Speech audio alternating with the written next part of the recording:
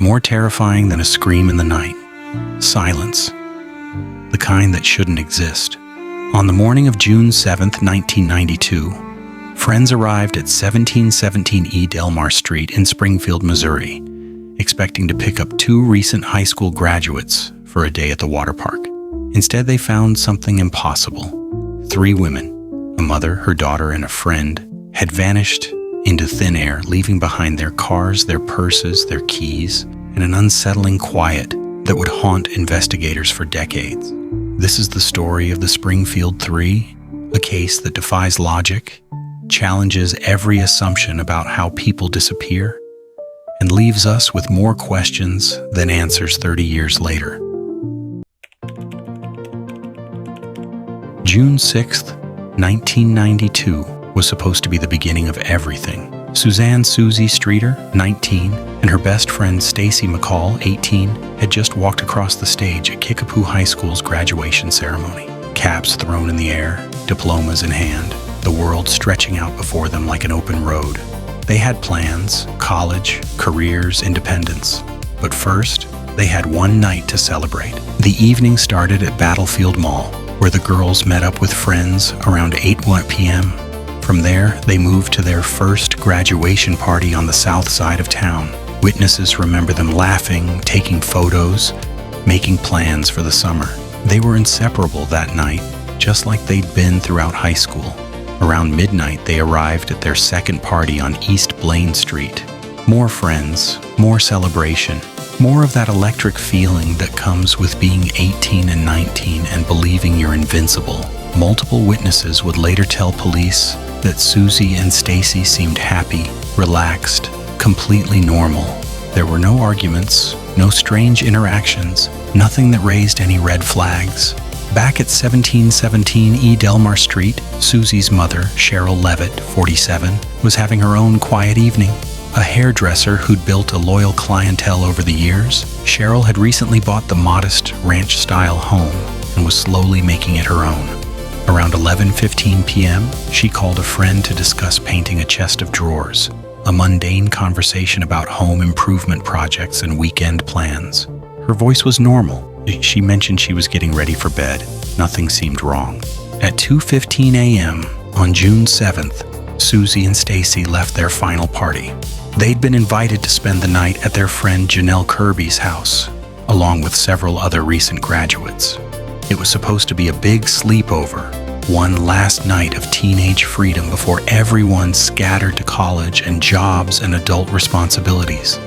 But when they arrived at Janelle's house, they found it was already packed. Too many people, not enough space, the kind of crowded chaos that seems fun until you're actually trying to sleep. The girls made a quick decision. They'd just go to Suzie's house instead. Sherrill wouldn't mind. They'd have their own space, their own bathroom, and they could sleep in before meeting everyone for their planned trip to Branson's Whitewater theme park the next day. Suzie called Janelle's house around 2:30 a.m. from her car. One of those brief, forgettable conversations. "We're going to my place. See you in the morning." It was the last time anyone would hear from either of them. The morning of June 7th dawned bright and warm.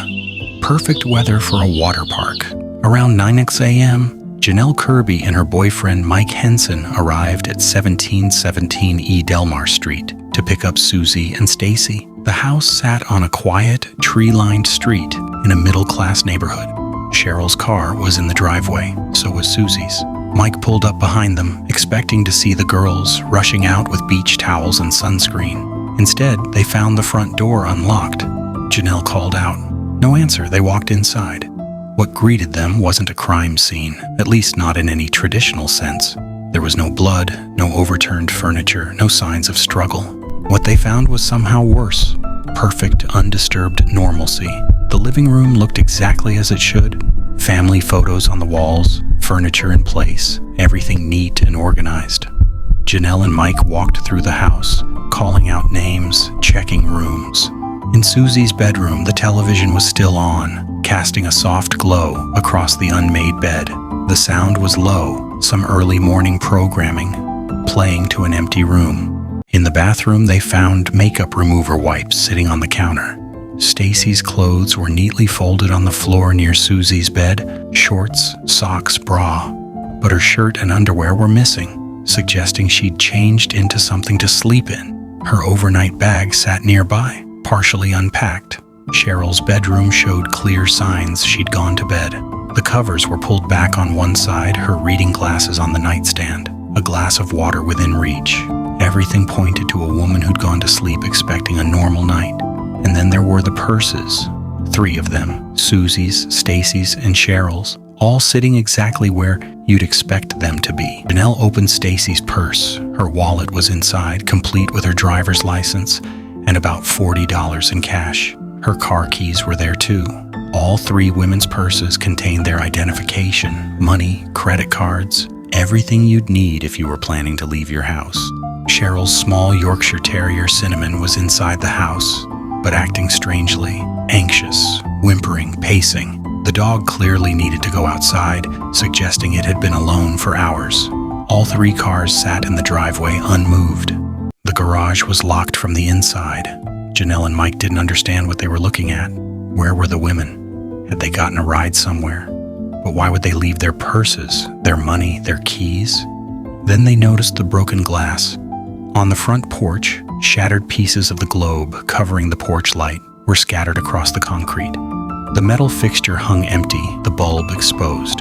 It was the only sign of disturbance in the entire property. Here's where the case took its first tragic turn. Janelle and Mike, not understanding the significance, grabbed a broom and dustpan and swept up the broken glass. They were trying to be helpful, to clean up what they assumed was an accident. They had no way of knowing they were destroying potential evidence, fingerprints, blood traces, any physical clue that might have been on those glass fragments. They let Cinnamon outside to relieve herself. They answered the phone when it rang, friends calling about the water park plans. They touched surfaces, opened doors, and walked through every room multiple times. Still, they didn't call the police. Not yet. Nothing really seemed wrong enough to call 911. Maybe the women had stepped out. Maybe there was a simple explanation. As the morning wore on, more people arrived at the house. Friends who were supposed to meet for the Branson trip kept calling. When no one answered, they started showing up in person. Each visitor walked through the house, looking for clues, touching things, trying to make sense of the situation. The phone kept ringing. The answering machine picked up several calls. At some point, someone listened to the messages. One of them was strange. Multiple witnesses would later report that there was a message on the machine, a man's voice, saying something crude or sexually suggestive. Some described it as lewd, others as threatening. The exact content would be debated for years because of what happened next. Around noon, Stacy's mother, Janice McCall, arrived at the house. She'd been expecting her daughter home that morning. When Stacy didn't show up and didn't answer repeated calls, Janice drove to Delmar Street herself. What she found chilled her to the bone. Her daughter's belongings, carefully organized, her purse with money and ID inside, her car in the driveway. But no Stacy, no Suzie, no Sherrill. Janice did what any panicked mother would do. She started checking the answering machine for clues, hoping for some message explaining where everyone had gone. In her panic and confusion, she accidentally erased the messages on the machine while trying to listen to them again. That strange, possibly threatening message, gone forever, unrecorded, unanalyzed. It wasn't until 3:30 p.m., more than 6 hours after Janelle first arrived, that someone finally called the Springfield Police Department. By then, between 10 and 20 people had been through the house. Friends, family members, neighbors, all walking through rooms, sitting on furniture, using the bathroom, touching doorknobs, leaving their own fingerprints and traces over whatever evidence might have existed. The crime scene, if it was a crime scene, had been utterly compromised.